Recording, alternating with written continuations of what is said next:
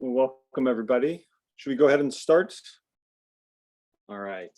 Welcome, everyone, to the Teaching Conference 2021 panel on best practices and new ideas for teaching econometrics. We've got kind of an incredible panel today.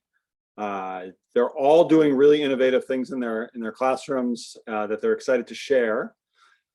First, we've got Steve Pischke from the London School of Economics, and he's going to talk about how he and Josh Angrist integrate real-world data into their courses. Then Teddy Svoronos from Harvard's Kennedy School of Public Policy is going to talk about how he collects and uses data in the classroom to inform his teaching. George Orlov from Cornell University will talk about two long-form classroom activities that we use in our econometrics courses. And then finally, Amanda, Gregg, and Tanya Byker from Middlebury College will show us how they incorporate statistical simulations into their courses. So each of these four quote unquote talks is going to be just about 5 minutes. It's going to feel a lot like speed dating. Okay, not that I've ever done speed dating, but it's kind of how I imagine speed dating would go. I would have a pencil and a piece of paper and write down a lot. It's going to be pretty fast, but then we should have a solid 30 minutes to talk about, to really have a discussion about this with you all and the panelists. And that's something I think is really important about this conference, is the back and forth. Just like we talk about how our classes should be interactive, our conferences should be interactive too. When you have questions during these presentations, make sure to use the Q&A feature. And then rate questions, because I'll be going down those questions based on how you've rated them and which ones you really want to hear the answers to. So without further ado, take it away, Steve. Thank you, Doug, and thanks for putting together this conference and inviting us. So I'm going to be talking about how Josh and I use empirical examples in our econometrics courses, and as we do in our books. Econometrics really is about answering actual substantive questions, and all of economics should be about that. But very often when we teach our students, we don't give them problems like, what should we do about the Greek debt crisis? Instead, we ask them how solve a two-country open economy model with sovereign debt. And our students, as a result, often have problems making the connection between all the analytical tools that we do teach them and how they connect to answering these more open-ended substantive questions that are out there in the world, and that most likely they will encounter in their life afterwards in their jobs. So we've come to using what I would call an examples first approach, where we actually even introduce topics through the empirical and applied examples. We talk through, for example, an actual research paper, the question that the research paper is about. And in an econometrics course, because we are typically interested in causal questions, there will be some problem. The causal question will not have an easy answer. There may be confounding going on. There may be reverse causality. And through these examples, we introduce the tools that we're interested in resolving these problems. So how can we find a solution to what's going on here? I've been teaching an introductory econometrics course at the LSE. I've started teaching it about 6-7 years ago.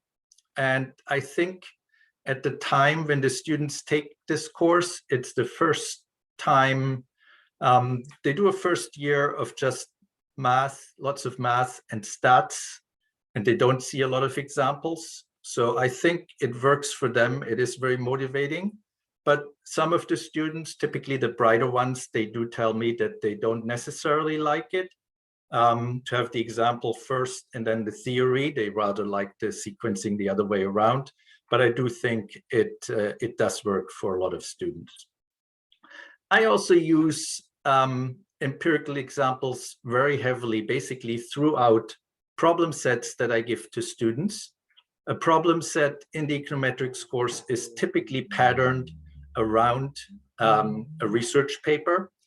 And just to illustrate, I'll give you one of the examples I use, which is the Bertrand and Mullainathan paper, where they sent out resumes, certain resume templates on which they use either black or white sounding names, and then they record how many callbacks the different resumes get. So this is a very simple setup. It's a randomized experiment. We're interested in the treatment effect of having a black sounding name on the resume. And the analytical tool I want to teach here is t-tests, because we're just looking at differences in means. So we're interested in t-tests on these differences in means. Very simple problem, even before we've started talking about regression.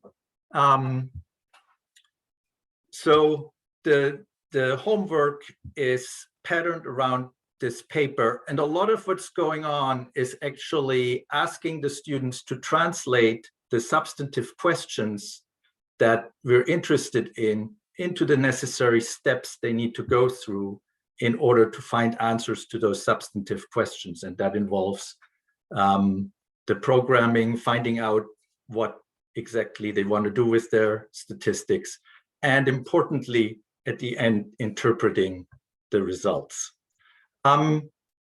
This tends to be a lot of work for the students, so there are challenges to this approach. You might take a lot of the students' time if you really do that in a serious way. Another issue with this approach is that the real data, even so there are many good data sets easily accessible out there now, the real data are often complex, and as a result, if you use them for teaching, unlike the cooked up examples in the more traditional textbooks, the real data may be more messy. They may throw up things that don't fit exactly in the part of the course where you are at the moment. That leads to distractions. We feel this is a cost worth paying. The world is messy, and it's useful to confront the students with that messiness. But, you know, again, it doesn't work equally well for all students. Some students might still be behind trying to understand your main message while you're talking about an aside.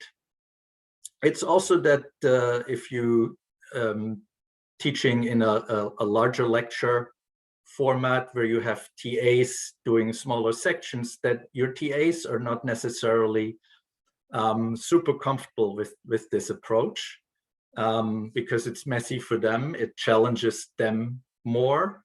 Again, I feel it's actually good to teach the TAs, who are typically PhD students, the same things. That's really what we're working with them in the PhD training. So this is another training avenue, and they get better as they help the undergraduate students. But these are some problems that are worth thinking about in this process. So that's it from me.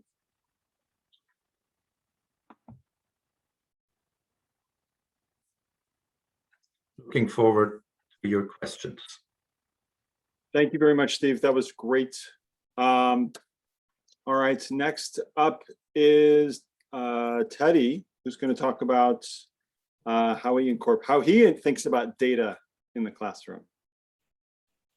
Wonderful. Thank you so much, Doug. And thank you, Stephen and Josh, for that as well. So I wanted to talk today about we talk about data all the time in our classes. We talk about the importance of being data-driven in our lives as researchers, as policymakers, as whatever.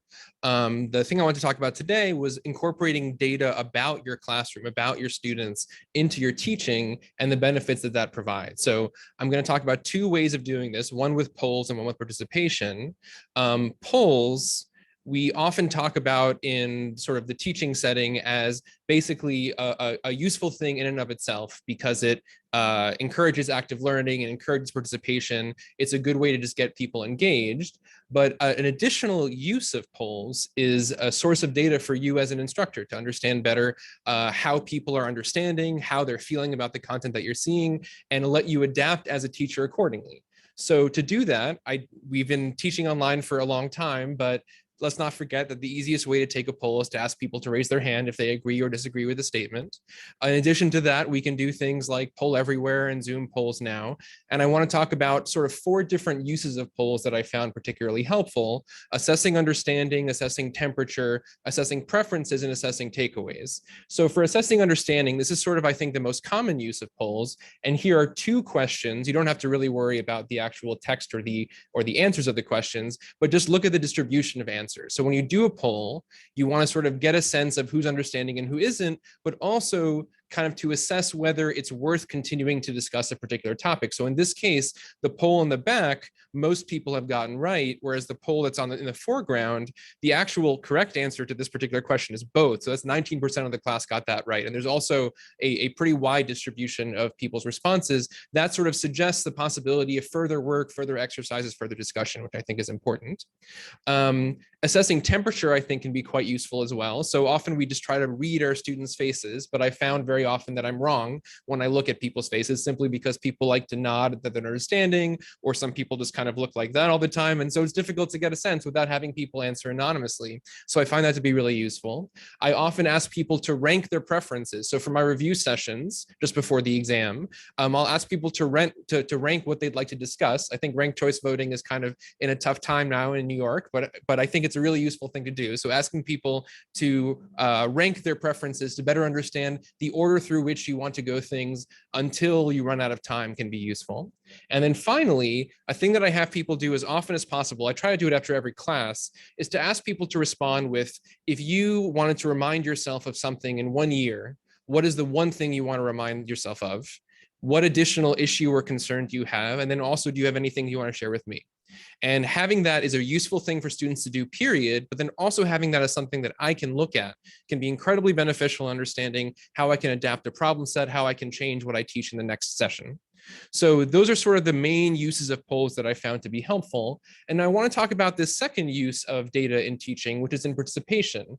And the kind of premise that I'm running from is that even if all we do is just call on the first person that raises their hand, even if all we do is just try to remember who we have called on and who we haven't called on, it's extremely easy to perpetuate inequities in participation and to have some people simply disengage from the class entirely while others are sort of standing in front with their hand raised all the time.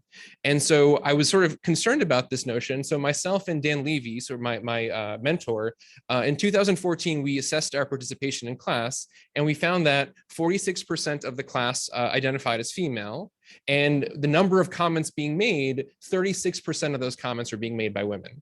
And so the idea here is that there's a participation gap among women, minus 10 percentage points participation gap. Not necessarily saying that the answer is to make this 0, but simply having that information was quite useful to us. And so it led us to create this web application called Teachly, premised on the notion that if we know our students better and we know our teaching practices better, we can better sort of understand what's happening in our classroom and act accordingly, right? Maybe there isn't a prescriptive answer to how to do it well, but we can at least better understand what's happening.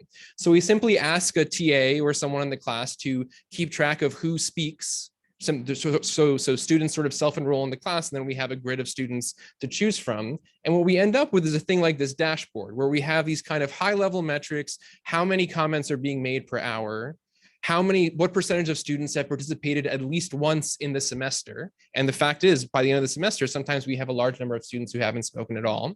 And then also, the top 10% of participators, what proportion of comments do those include? I'm not sure exactly what that number should be, but I often have a discussion with my class so we could better understand as a class what norms we want to perpetuate. And then also we have this notion of participation gaps by people's demographics. So people choose to self-identify as different characteristics, and we kind of represent those differences between how the class is distributed and how comments are distributed, which can then better let us understand what we want to do next. We also then have this notion of students who have simply kind of disengaged over time, haven't spoken in a while or haven't spoken much at all. And what's useful here is that students have a bio, a profile that they choose to fill in. So all this information is self-reported by students. And so my student Taylor Swift here, I can have information about her prior education, her interests, and sort of figure out what her areas of interest are that I can think about trying to incorporate in an example in class and something like that. So knowing your students better, in addition to knowing what's happening in the class, can be quite useful. So we made this tool Teachly. It's being used quite a bit at Harvard right now, and it's actually freely available to anyone who wants to use it. So you're welcome to do so. And I'll stop there. These two notions, I think, of incorporating data into your teaching, both via polls and just understanding who's speaking and who isn't, I think can be really beneficial. So with that, I'll turn it back over to you, Doug. Yeah, I think getting the more you know about who's participating and how they're participating, the more I think you can adapt your teaching to that. I think those are really, really good points. I also think Taylor would have a lot to contribute in a class about intellectual property, for example. Next up, we've got George Orlov, who's going to talk about long-form small group activities in econometrics courses. And I encourage you to post questions and rate questions as we go, and then we can address those after George and Amanda and Tanya are finished. All right. Hello. So today I'm going to talk about two types of longer form classroom activities, invention activities and sense-making activities. And the idea here is these are longer 15 to 20-minute activities for your classroom that actually give your students more in-depth understanding of the learning goals that they target.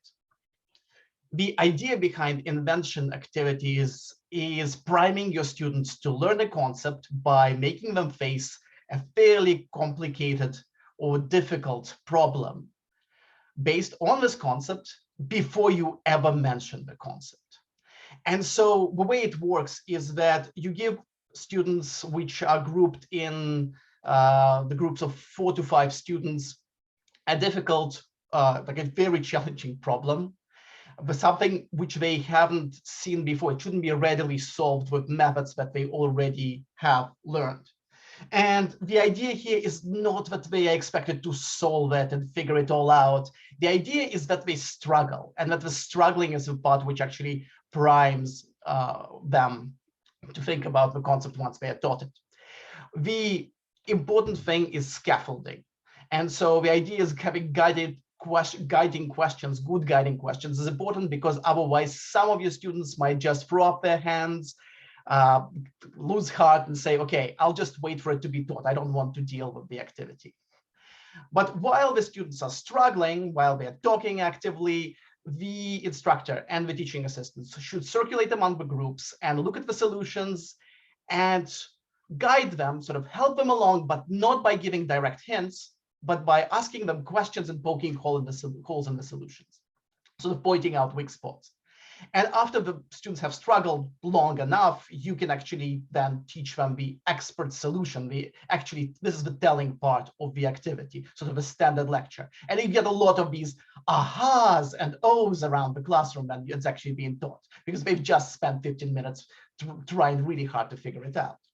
So the seminal work comes from the Stanford School of Education by Dan Schwartz and co-authors, but this work is not in economics. But if you want ready activities, sort of ready to use, drop them into your econometrics classroom. Doug McKee and I have a paper published which has 6 activities with guidance for instructors sort of ready to go. And one of them is, I'm going to use it as an example, is the regression discontinuity activity, in which basically you have your students trying to invent regression discontinuity. The context is the launch of the Adams Scholarship in Massachusetts in 2005. The scholarship, the idea was that based on high school scores for a test in public four-year colleges in Massachusetts. In 2005, students were getting small cash awards. The setup here is that you provide students with a contrasting case, showing them 2004 pre-program and the 2005 after the program, and then ask them a bunch of questions to sort of get the intuition to contrast and compare what happened pre and post the introduction of a program. And what we are looking for is for them to actually look at these graphs, go through the questions, and discover, oh, there are these discontinuities, these jumps for public and for private colleges. Then you're looking at 2005, but not 2004. And so while this first part of the activity is getting them to kind of get a sense, grasp the intuition behind regression discontinuity, the second part actually makes them think in a more formal way about what it is and sort of guiding them towards this as being a local average treatment effect, right? And so we have them write down formal models, and we're looking for them to actually provide models, equations which make sense, and also that the variable they're looking for, so they're looking for these indicator for the gap, and the idea here is they're looking at these differences being above or below this cutoff for getting the scholarship, and that they're including the right variables. Sense-making activities, they're a little bit different in taste, but so in this case, we're trying to bridge a gap between formal math and conceptual understanding. So you give them the concept straight away, but then you give them contrasting cases showing the concept in action. So you want to kind of show them this is the data, this is how it looks, and have them work on the intuition first. And then you give them scaffolding, the guiding questions to examine any moving parts within, for example, formula, to kind of try test them and see, oh, this is how the formula works, and this is how it connects to intuition. Right now, all of the existing research on sense-making activities is in physics and engineering. But let me illustrate what we do in our actual econometrics classroom with standard errors. So after we introduce the linear regression model, as we start teaching standard errors, we go, well, here's some examples of data. Figure out where do you think you would trust your coefficients the most. And so the idea, of course, is that they're looking at this and going, oh, probably B has some properties which really appeals to us. You then move them to a more formal way of thinking about this. So this is a picture and kind of drawing a line, and they're sitting with rulers and drawing lines. But then we go, well, if we had these components and these aspects of the data, what would you kind of point out? What are the aspects? And then they go, oh, in B, the N is large. The variance in X is large, actually high, so high and low. But then these seems to be very tight, kind of clustering around our lines. And then we move them to thinking about comparative statics. We're saying, well, how do some of these more formal properties of the data correspond to what you think about what a good fit would be? And then we move them to the actual formula of a standard error again, and going, well, this formula, does it cover all the bases of what you cared about in this comparative statics? Thank you. So I look forward to questions and discussing this. Thanks so much, George. That was great. Next up, we've got Amanda and Tanya talking about using simulations in their econometrics courses. All right, thank you so much, Doug. Thanks everybody for including us and for organizing this really great panel. So this is joint work on using simulations in class, which we put together with Tanya Byker and also our crack team of undergraduate computer science majors who've done a lot of the programming for us. So let me first start with a motivation for our project. In our classrooms at Middlebury, we use a lot of real data and project-based learning in our econometrics courses. But we're also interested in making sure that along the way, students understand the theoretical underpinnings of the research designs that we teach. For example, to be able to make sure that they can think critically about those research designs. And what we found is that, you know, there's a lot of challenges in making sure they understand some of that econometric theory. Just to start, that those concepts are really abstract. They can involve a lot of moving parts, a lot of new concepts interacting simultaneously. That's challenging for anyone. And moreover, many of our students come from all different kinds of backgrounds. They have all different kinds of preparation. Some of them have seen statistics before they take our introductory statistics. Some have seen none of it. So what we thought was, well, maybe a solution to this problem, maybe something that would be useful for us, is to incorporate simulation exercises into our courses. Now, really the best thing, even better than simulations, would be to work with real world objects and actually perform experiments. And if you had all the time in the world, perhaps you would do that. But with limited time, maybe simulations would be helpful. But what we found is that, you know, simulations are great, but they have to be done well, and they have to meet your needs, because they can easily overwhelm students with too much information or actually hide the insight that you want to show them. I want to mention also that I really encourage everyone to try these out. There are many tools that are really, really cool. Here are just a few to mention. Seeing theory is particularly beautiful if you want to be wowed, but all of these have some nugget that may be useful to you. We found that none of these accomplished one particular goal that we had, which was to convey the magic and the power of sampling. So we designed a set of our own, which also focus on economics examples. And so without further ado, let me point out that we have a website for this project you can navigate to. You can find also a paper there forthcoming in the Journal of Economics Teaching, which will provide some tips for using the simulations that we have designed. And also on this website, there's a full suite of video walkthroughs and instructor materials that can help you get to use these. Now with some of the time I have left, I actually, you know, without further ado, I want to show you one of these. And give you some ideas of how to use them in your class. So just give me a moment and I'll switch over to the website, which I've got loaded up. And it's very beautiful because we had a computer science student with design experience work for us one summer. So this is what you see when you go to the simulation site. You can go ahead and click the start button and you'll see all the modules available, including a brand new one we've just put up on confidence intervals. So check that out and let us know if you can break it. I want to show you one we're very proud of, which is the central limit theorem simulation. So just a quick review, what the central limit theorem says is that the sampling distribution of the sample mean X bar will be approximately normally distributed.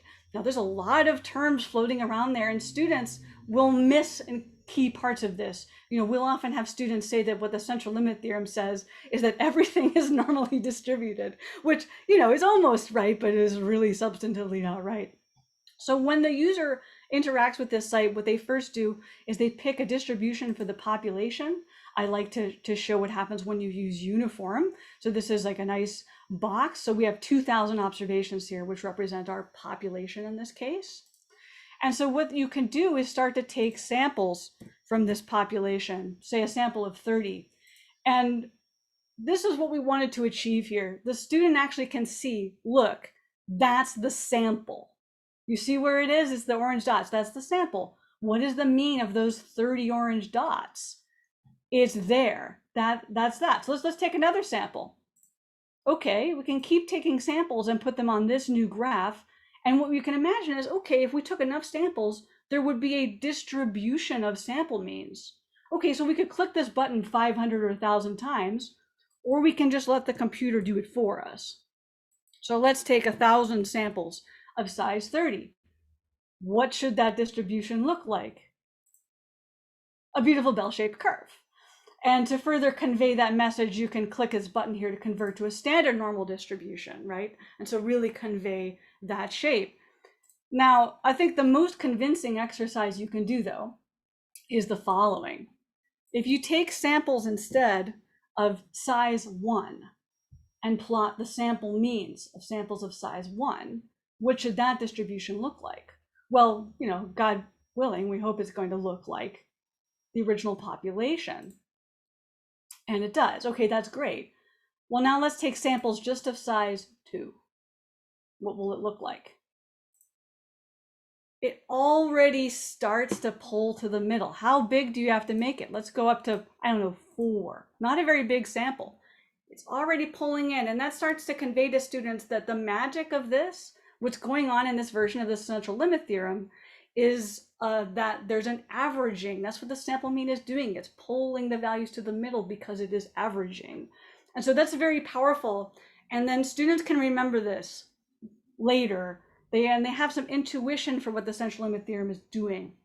So anyway, I'm out of time. Please play with this, use this. It's free, it's available, and let us know if you can break it. Let us know if you have new ideas. And I'm really looking forward to hearing comments and feedback in the rest of the panel. Thanks so much. Thanks so much, Amanda. Let me add that something that Amanda didn't mention is she has a whole bunch of exercises that you can incorporate into your class that have students actually using these simulations. Because I think it's a pretty big leap to go from really cool simulations to incorporating into your class in a productive way. And Amanda and Tanya and their massive team of undergrads have kind of done that work as well. Yes, please take a look at our website. There's video walkthroughs for you, and there's handouts and exercises for students, problem set questions, tips, all ready to go. And I actually think this is a really nice segue to the first, the highest rated question. And I encourage everybody to add more questions as we go and rate the questions that are there. But the highest rated question actually is from John Bibby, and it's about the relationship between statistics and econometrics. And he asks, I'm interested in the links with general statistics. Should we teach econometric methods to all research students? And I'm not sure what he means by research students, but maybe economics students majoring in economics. If not, what's peculiar about econometrics that distinguishes it from statistics more generally? And then maybe we'll take this opportunity to bring Josh into the conversation. I'm sure Josh has some opinions about this. I do, Doug. So on the statistics thing, I've been teaching econometrics for many decades, and I've given up on the idea that students have a statistics course and that they come in knowing statistics. It's just never going to be like that, partly because they haven't taken the right statistics and partly just because they don't sort of have it under their belts. It takes a certain amount of maturity. So I always do a 2 to 3 week compressed statistics revision. But like Steve was explaining, everything I do is built around examples. So I begin with randomized trials of something simple. And my favorite one to begin with is Carter, Greenberg, and Walker, which is a randomized evaluation of laptop use in the classroom. And it's a very simple study. It's a lot of fun. And it shows what I have long believed to be true, which is that it's bad to let your students have their laptops open in the classroom. Though in the Zoom era, of course, this is now a problem to say that you can't have your laptop open. But I also came up with a solution for that. We could talk about that later. But it's just treatment control. And, I want them to learn like what a standard error is and what a t-statistic is. And how to use it. So in the very first lecture, we look at the tables in that paper and I kind of try to prod their memories. And then I do 3 lectures worth of stats review. I review expectation and sampling distributions and standard errors and confidence intervals. I try to get that done in 6 lectures, 6 to 8 lectures. And also, we have at MIT, and I'm sure many of you have like extra classes. They're called recitations here. And the recitation instructor is also tasked with reinforcing that material. I wanted to comment on something else that Steve mentioned about the examples. I think it's super important to be example driven. My beef, our beef, Steve and I have written about this, that econometrics taught as kind of applied mathematics is the pits.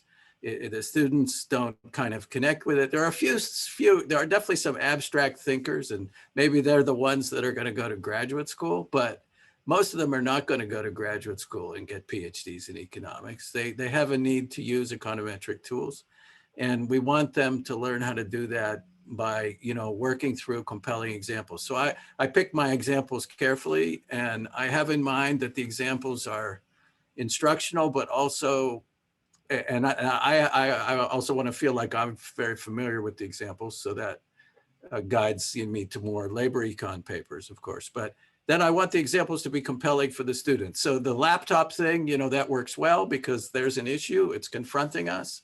And the students are also somewhat annoyed by not being allowed to have their electronics in the classroom. So I said, hey guys, like we got to follow the science, on the laptop thing. So here it is. And another great example, and this is from our book, Mastering Metrics, is, does it matter if you go to an elite private school? Does that boost your earnings later in life? And here my students are heavily invested. They've all gone to an elite private school, lo and behold. And this is based on the Dale and Kruger study that Steve and I reworked in Mastering Metrics. And it's a regression application. And it shows that once I know where you got in, basically, and where you applied, it doesn't actually matter where you go. So my students are super, challenged by that. And we have great discussions of that. So I want every example to kind of provoke a discussion. And ideally, the example is showing something that maybe they didn't kind of think was going to be the answer. In my experience, they're not my students, and I don't know if this is universal, they're not super motivated by policy. I talk about health insurance and whether health insurance improves health. They don't hugely care about that. So the kind of examples that we think are like super exciting and controversial don't necessarily move them. So I try to pick examples that connect with their world. Steve and I have another very good example that always gets a lot of discussion. It's, the drinking age and the two sorts of identification strategies for the effects of the drinking age, that lowering the drinking age increases motor vehicle fatalities. And you could show that with RD, you could show that with diff and diff. Another thing that I kind of do is I pick up examples on the fly. So we had a curriculum reform at MIT where we reduced the number of required science courses. And I showed that that boosted economics majors quite a bit. That was a reform that I was strongly in support of. And my students are burdened by a lot of required science courses, so they connect with that. And then this past semester, I had half hybrid. I had half in the room and half remote. And so I made that into a randomized trial. And then we looked at, so we did that by random assignment in the first half, where we looked at the effects of being in the class on the midterm. So yeah, I can't overemphasize, the thought that has to go into the examples. Something else that connects with what Steve said is, yeah, the students they struggle with the sort of example-driven worldview because it's not formulaic, it's not algorithmic. It actually, what it requires is something that my students are very weak on, which is reading comprehension, to try to get the students to read papers and understand papers. It's as if the papers are written in a foreign language. They really don't do well with that. And so over the years, I've added more and more weight to the reading. I use a tool called Perusal for kind of structured reading. Some of you may have seen it. I've discovered that the students don't particularly like it, but I think it works. It's a kind of, you read academic articles. It doesn't have, you can read anything there, but I use it to guide them to read papers, and then they have kind of peer comments on the papers. And Perusal, believe it or not, grades the comments. I don't know how it does this. It's some kind of machine learning, but the fact that the students think that Perusal grades the comments is enough. Whether or not it actually does that in a kind of sensible way.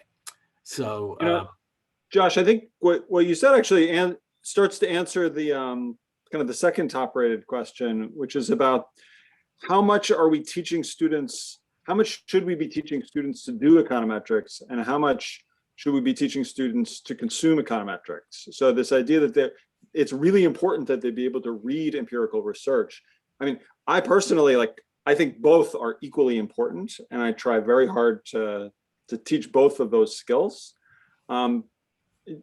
I've shifted more towards the latter, Doug. So one thing is, I think if you can't read econometrics, how could you possibly do it? I agree. If you can't parse a relatively straightforward journal article, like Carter, Greenberg, and Walker, which is a randomized trial. Right. And, it's published in the Economics of Education Review. And the tables are fairly straightforward. I mean, there's this whole thing also of reading those tables, parsing those tables. So I spent time on that. I also made a video on that for Marginal Revolution University about how to read our tables. So that is actually my very first lecture. Is a lot of it is about reading tables and interpreting tables. Something I don't have a lot of time in my class. I spend 0 class time on Stata. Right. We use Stata. And I tell the students, I expect you to learn Stata. You aren't going to learn it in my lectures. Right. And I actually spend very little time also teaching Stata during class, but I do want them to become pretty okay. I want them to be able to use it. They just Absolutely. the practice happens in their discussion / recitation / tutorial. Right. So I have a separate Stata tutorial. Yeah. Amanda, do you teach more doing econometrics or consuming econometrics?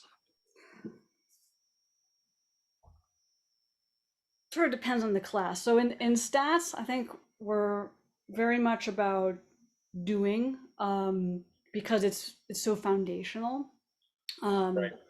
But I know in regression and in courses beyond all the other electives I teach, it's really about understanding, evaluating, thinking critically about, and explaining research designs and results.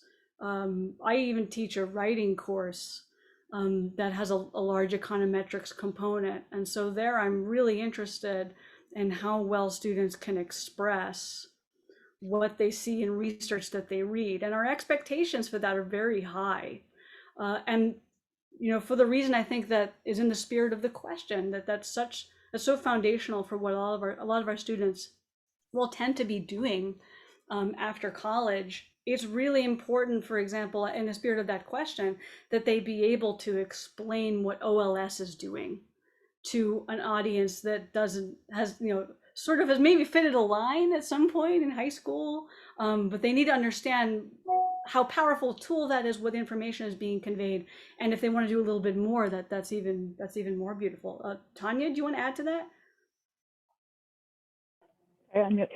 Yeah, I mean, I think the goal, I say this at the very first day, I teach the core regression class at Middlebury. My goal is for you to be critical producers and consumers of empirical evidence, right? So even if you don't, beyond this class, go on to estimate any regressions, you're for sure going to receive them as information, even in the newspaper. And so if you don't really deeply understand what omitted variable bias is, for example, you could get led astray by all sorts of things. So I think the same tools are required to both produce and consume empirical evidence. So shifting gears a little bit, Teddy, there's a question about whether you've used Teachly in an asynchronous course, or maybe someone else has, or if you have ideas on how you would kind of get the benefits of Teachly in an asynchronous course. Sure. So folks definitely have, and the main way in which they have is, first of all, using the student profile feature, which is to say that you don't even have to track how people are participating. You could just ask everyone to fill out this profile. Then you have this sort of searchable way where you can learn more about your students and have people figure out ways to incorporate them into the class. So just learning about your students on its own is something you can do. With respect to asynchronous participation, you could do it manually. There's also a feature in Teachly where learners can sort of log that they have participated in some way. So you can do that as well. But I should say that, I'm talking about Teachly a lot because it's a thing that I helped create and that I think is quite useful. You don't necessarily need Teachly, capital T Teachly, to be more data-driven in your class, right? So figuring out what metrics matter, a lot of websites that have asynchronous content have analytics that you can use that are learner-specific and things along those lines, just for the same reason that people who use Teachly need to be careful about over-updating based on individual numbers.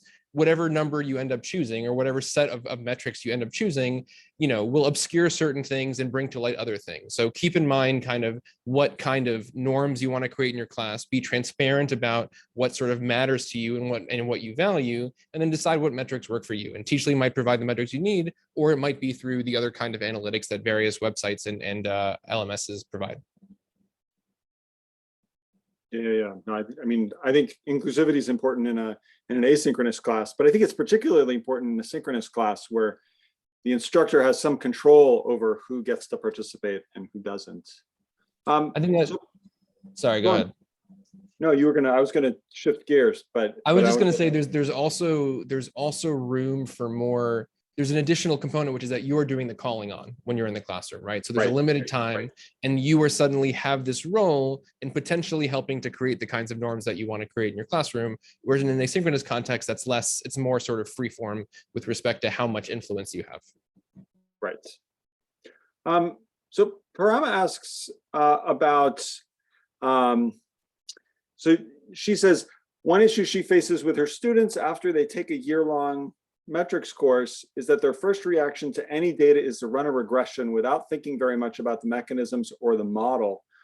What would you suggest we do in metrics training to address this? I think this is a really important issue because I think we can do an okay job at teaching what exactly a regression model is and how to interpret a regression table, but it's a lot squishier and harder to teach, well, what goes into the regression model and what is an appropriate regression model. And so do any of the panelists have any thoughts on how they teach that skill, which I think of more of a craft than a lot of the kind of pure math in their course?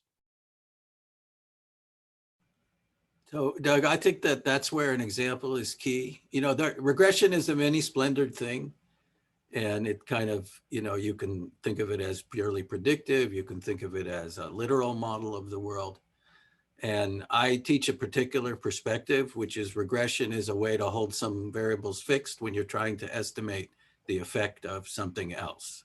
And that's how I want students to think about it. So, we begin with that selective university example or private college example. And people who graduate from private colleges earn more. And then I said, well, what do we want to control for? We want to control for ability and family background. And yeah, regression does that. So, I try to emphasize that interpretation of regression. And then that does naturally raise the question of what your controls should be. And we spend a lot of time talking about what the controls should be and the consequences of not having the desired or necessary controls to eliminate omitted variables bias. And we spend a lot of time on omitted variables bias. Omitted variables bias comes up almost every lecture after we've kind of cleared the stats review. And I think that's sort of the heart of econometrics. And I explain to the students, if you just want to predict and stuff, you should take a course on machine learning, that's not really what econometrics is about. But what do you say to the student that says, well, then I just want to put in every variable in my data? And then I'll have no omitted variable bias because I'm not omitting anything. Well, you don't necessarily have every variable that you need. So you may not be blessed with the right controls. So we talk about that. And we also say, well, there are things you can do when you don't have the awesome controls of, say, the Dale and Kruger study. And that's my segue to instrumental variables.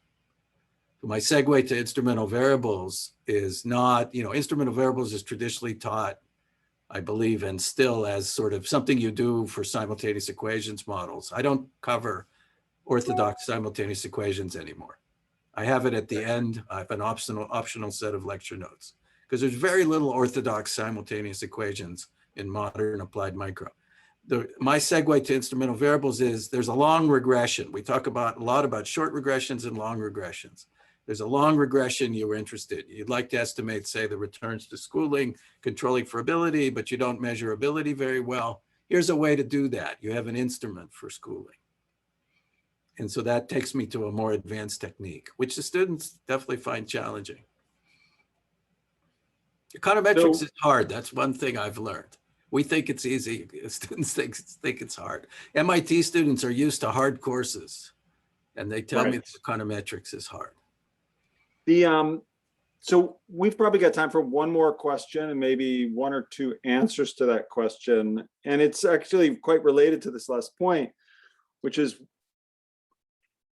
we're a little bit torn between teaching really hard things that are good for our students and kind of keeping students happy. So I generally will err on the side of teaching the hard things almost every time and try to keep them happy through some other channel. But I'm curious if anyone has any other thoughts on how to kind of teach a rigorous, hard econometrics course that requires a fair amount of student investment and not tank your course evaluations. Do you mind if I take this Yeah, one? George. So I was thinking about the using of like something we didn't get a chance to talk to, but long form, like semester-long research projects, which are well scaffolded. I think this is an exciting way for the students because they get to, if you structure it and they figure out what your research question is within some parameters because of without finding data. For example, here's 4 data sets. You can work with those and ask questions based on those. Then you have them sort of well-spaced deliverables. And I think this also teaches some of it, kind of ties into this, I want to run a regression. It teaches them the process of approaching research, which is a little bit more patient because you're asking them to do, give me a data descriptor, give me a question, give me data descriptors, now give me some econometrics, and now kind of open this up, dig through this, and also tell me the process. Because I think one of the things that which Josh talked about and is important. So one side is embedded variable bias, but also how do we make sure that our students learn not to put things which are sort of strike down with endogeneity and things like that. And I think these projects, these keep the investment because they also give you out of class time to interact with them. And it's also a pretty great opportunity for peer interaction and peer instruction. Yeah, Amanda. Just put in a quick word in favor of project-based learning is a great way to maintain that balance. You let students complete a project that's something that they really care about and they're interested in, and they think that they just get to read about whatever they like, and they will encounter really challenging problems that they will solve. They will feel really good about it, and it's a little spoonful of sugar to help something difficult go down. Teddy, do you want to finish up? Yeah, I'll make a quick pitch for metacognition. The more students know about why they're learning what they're learning, the more likely they are to adopt it, and bringing that early and often. I think oftentimes we like to think that they won't really understand why this is useful until later, but I think there actually are a large number of things where if they're involved in understanding why they're doing it, then they'll want to do it more. Yeah, I think it's a great point. So we are just about out of time for this session. Let me first encourage everyone that wants to continue the conversation to come to our conference closing mixer. The first 20-25 minutes are going to be are sponsored by Mob Lab, and we'll be kind of playing some games. I think there's an ultimatum game and maybe a market competition game. But then the last 35 minutes or so we can continue talking about these exact things, because I think this is a topic we could talk for a long time about. And I know a lot of the panelists will be at the mixer. I certainly will be. So if you have questions, by all means, bring them there. For those of you where this is maybe your only or your last session at the conference, thank you so much for coming. It was a fair amount of work on a lot of people's part to put this conference together. Parama, Clodagh, all our student volunteers. Maddie has been tremendous, kind of keeping all of us in line, making sure that the trains run on time. Thanks to everybody, and hope to see you in the mixer. And if not at the mixer, at the conference next year, you'll be hearing about that. All right, thank you, everybody. Thank you, Thanks Doug. all. Great job Thank you organizing. very much.